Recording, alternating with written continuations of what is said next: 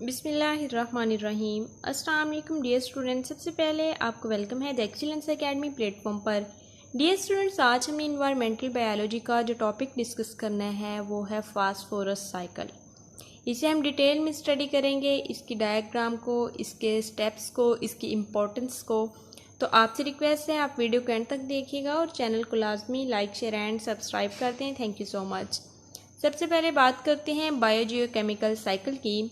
तो chemical pathway यानी कि बायोजियोकेमिकल साइकिल जो है ये एक ऐसा साइकिल है, एक ऐसा केमिकल पाथवे है जिसके अंदर सब्सटेंस या हम कह सकते हैं एलिमेंट्स या हम कह सकते हैं न्यूट्रिएंट्स, इनकी मूवमेंट होती है through biotic and abiotic components of the earth या इन्वायरमेंट।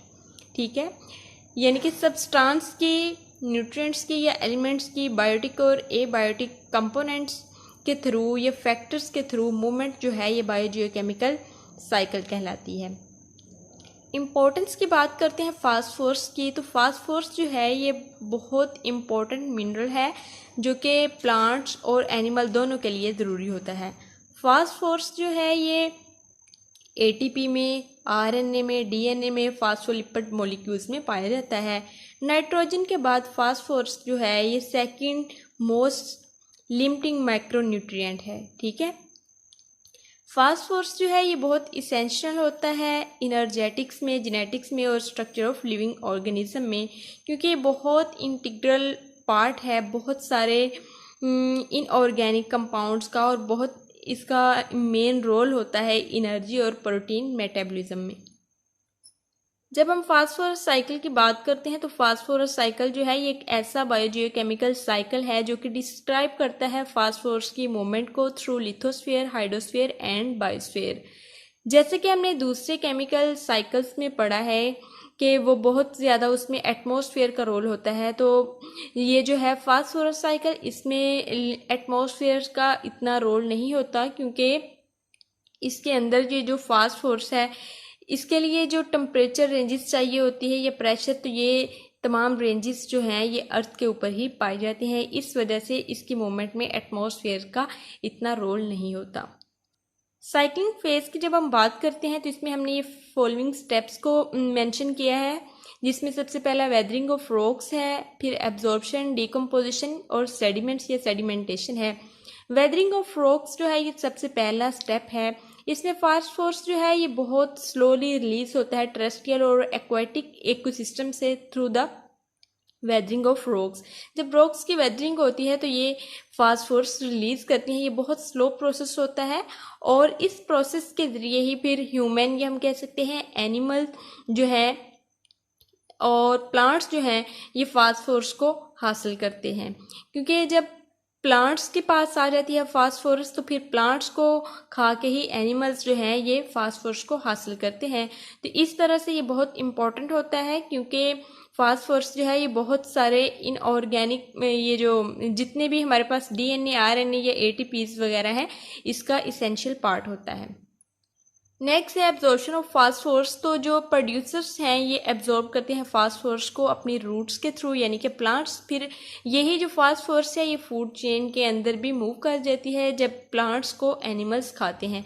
तो इस तरह से बहुत सारे सॉइल माइक्रो ऑर्गेनिजम्स जो होते हैं ये भी बहुत इंपॉर्टेंट रोल प्ले करते हैं कि जो ये जो सोलबिलिटी है फास्फोरस की, फास्फेट्स की, इसे बढ़ाया जाए ताकि प्लांट्स जो हैं ये ज़्यादा से ज़्यादा फास्फोरस को एब्जॉर्ब कर सकें।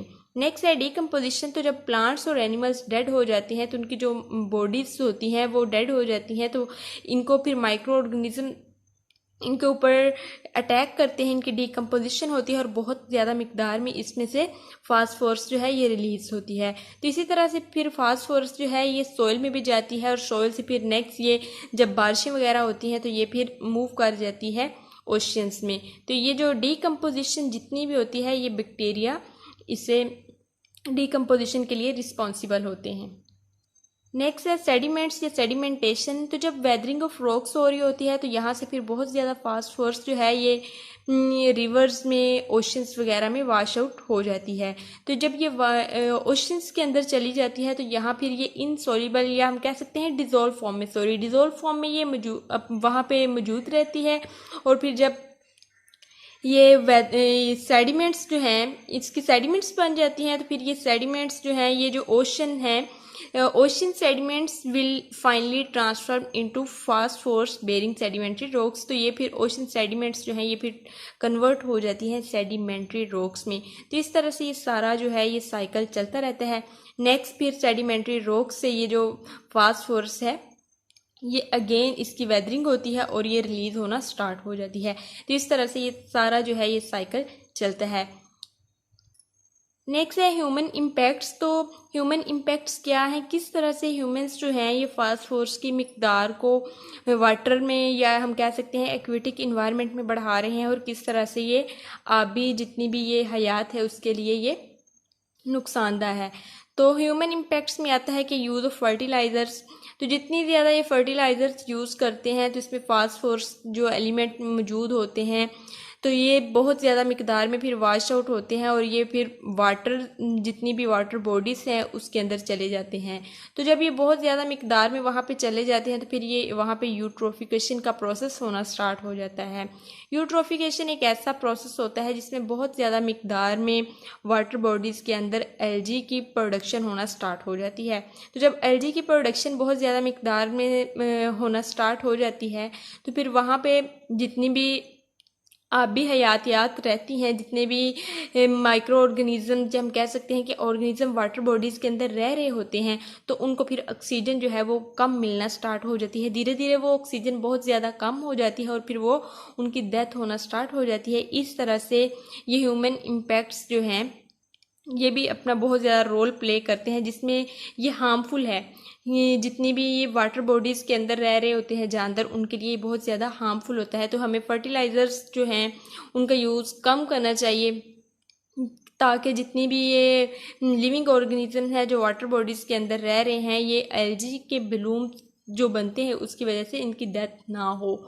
तो यहाँ पे हमने नेक्स्ट बात करनी है ये फास्फोरस साइकिल की कि किस तरह से वेदरिंग रॉक से ये स्टार्ट हो रहा है। फास्फोरस रॉक्स मेंशन किया गया है, यहाँ से फिर ये सॉइल में आती है फास्फोरस, फिर सॉइल से फिर ओशन वाटर्स के अंदर चली जाती है और फिर ओशन से ये ओशन सेडिमेंट्स बनती हैं तो वहाँ से फिर ये रॉक्स बनना स्टार्ट हो जाती हैं। तो इस तरह से ये साइकिल जो है ये चलता रहता है।